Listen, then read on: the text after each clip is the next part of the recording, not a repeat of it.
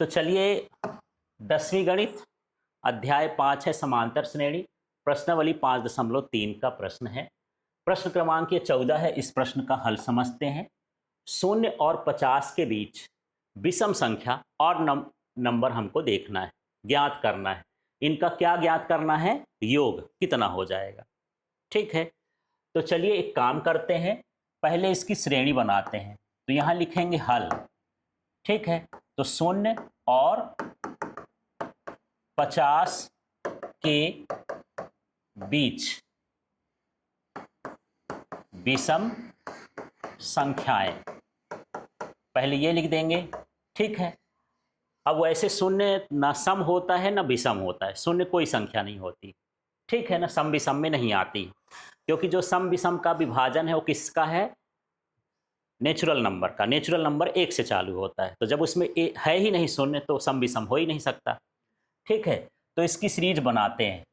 ये हो गया 0, 0 के बाद क्या आएगा बताओ? विषम 1, इसके बाद क्या आएगा? 3, फिर क्या आएगा? 5। ऐसे हम करेंगे तो 50 तक हमको लेना है। तो 50 सम है कि विषम है? सम है। तो उसके पहले वाले के बारे में सोचो, 49, ये हो गया 49। इस तरह से अब हमको श्रेणी मिल गई। यहाँ हमको पहला पद पता है, अंतिम पद पता है, तो हम फिर योग निकाल सकते हैं। अब इसके बीच में कितने पद हैं ये पता है क्या? n का मान पता है, तो पहले n का मान निकालेंगे, है ना। तो n के मान के निकालने के लिए हमको a भी चाहिए। तो a का मान कितना हो गया? 0। ठीक है, इसके बाद मुझे d भी चाहिए। तो बाद वाले पद से पहले वाले पद को क्या करते हैं? घटाते हैं। तो यहाँ पर कितना है यार? ये 1 है।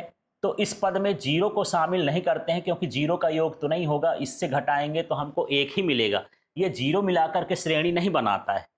ठीक है, ये श्रेणी 0 मिलाकर के नहीं बनेगा, क्योंकि इसमें करेंगे तो 1 का अंतर आएगा, और इधर से हमको घटाना है, विषम संख्याओं को घटाना है।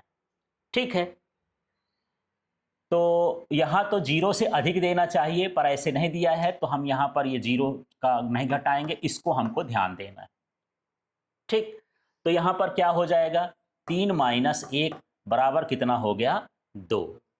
ठीक है, तो जल्दबाजी में यहाँ पर गलती कर सकते हो। क्वेश्चन इस तरह से थोड़ा कंसेप्चुअल दे दिया है कि 0 से स्टार्ट करना है। अब 0 से इसके बीच में तो 1 का डिफरेंस हो रहा है, बाकी में 2 का डिफरेंस हो रहा है ना। तो आपको ये देखना है। इसके बाद हमको क्या दिया है? an का मान। an लास्ट वाला पद क्या है? 49 है। ठीक है, ये सारी चीज़ें हमको पता चल गई। अब हम यहाँ पर सूत्र लगाएंगे। तो सूत्र क्या होता है बताओ? an बराबर a प्लस n-1, और ये क्या हो गया? d। an का मान कितना है? 49 है, बराबर a का मान कितना है? 0, प्लस n का मान देख लो, नहीं पता, n-1 का लिए d का मान कितना है? 2। तो ये हो गया 49, और इस 2 का गुणा इसमें करेंगे तो 2n, और क्या हो गया? -2। ऐसे होगा। इसको इधर भेज देते हैं तो कितना हो गया? 49 - 2 बराबर क्या हो गया? 2n। ठीक है, अब यहाँ पर घटाएंगे तो कितना हो जाएगा? हाँ, ये प्लस हो जाएगा, प्लस हो जाएगा। यहाँ पक्षांतर करेंगे तो क्या हो जाएगा? प्लस। प्लस कर दिए। अब ये कितना हो गया? 51, और यहाँ पर कितना हो गया? 2n। तो n बराबर कितना हो गया? 51/2। इस तरह से n का मान आ गया। अब आपको योग लगाना है, तो योग का सूत्र लगा देंगे, है ना। ये ठीक है, समझ में आ गया है? ठीक, तो हमको n का मान भी पता चल गया, लास्ट में an का भी मान पता चल गया, a का मान भी पता चल गया। लेकिन यहाँ a का मान अब 0 लेंगे तो थोड़ा सा गड़बड़ हो जाएगा। ठीक है, यहाँ भी 0 लिए हैं तो यहाँ भी क्या हो गया है? गड़बड़ हो गया है। ठीक, इसकी सीरीज हमको 1 से मानना है। कहाँ से मानना है? 1 से मानना है। तो चलिए इसको थोड़ा सा मैं सही करता हूँ। मैंने इसलिए किया कि आपको ये समझ में आए। आप देख रहे हैं कि जो AP है ये 1 से बन रही है, 0 से नहीं बन रही है। ठीक है, तो उस हिसाब से हमको यहाँ पर काम करना है। तो अब यहाँ a का मान क्या लोगे? 1। तो यहाँ भी क्या होगा? 1। फिर इसके बाद यहाँ पर हम हल करके देखते हैं अब कैसा आएगा। ठीक है, तो चलिए यहाँ पर देख लेते हैं। यहाँ a का मान क्या मानोगे? 1 मानोगे। ठीक, इसी तरह से जैसे मैं यहाँ पर आपको बताया कि ऐसे गलती कर सकते हो, ऐसे आपको ध्यान देना है इस क्वेश्चन में।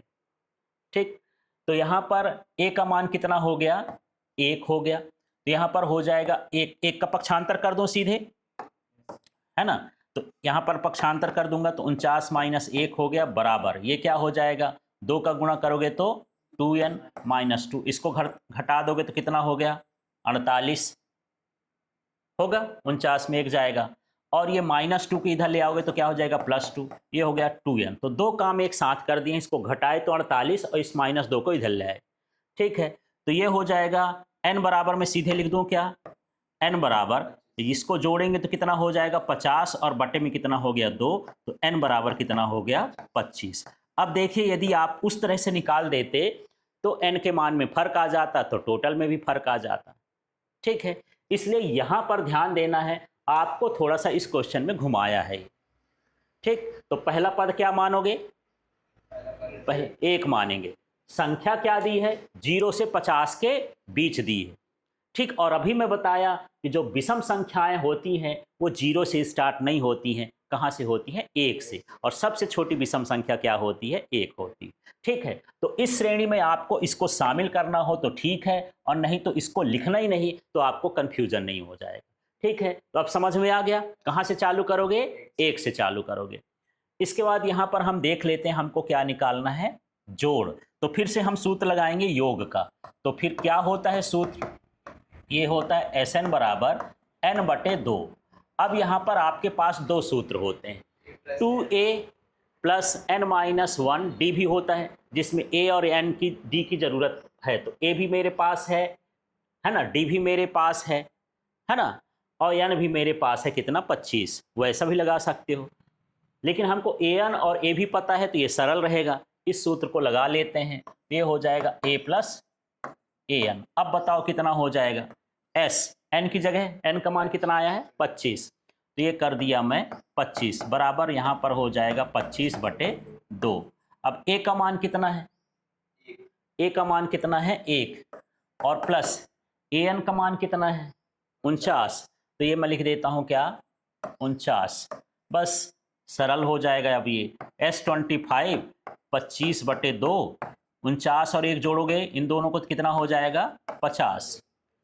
ठीक है, अब S25 आप देखो इसको काटोगे तो कितना हो जाएगा 25, माने 25 गुणे 25, इसका हाँ 625, 25 में 25 का गुणा करोगे तो 625, आपको याद आए तो ठीक है, नहीं रफ साइड गुणा करके आपको देख लेना है। तो S25 का मान कितना हो जाएगा 625 हो जाएगा। इस तरह से यहाँ पर आपको करना है, तो आप यहाँ पर धोखा खा सकते हो, इसलिए आपको ध्यान देना है। क्लियर हो गया।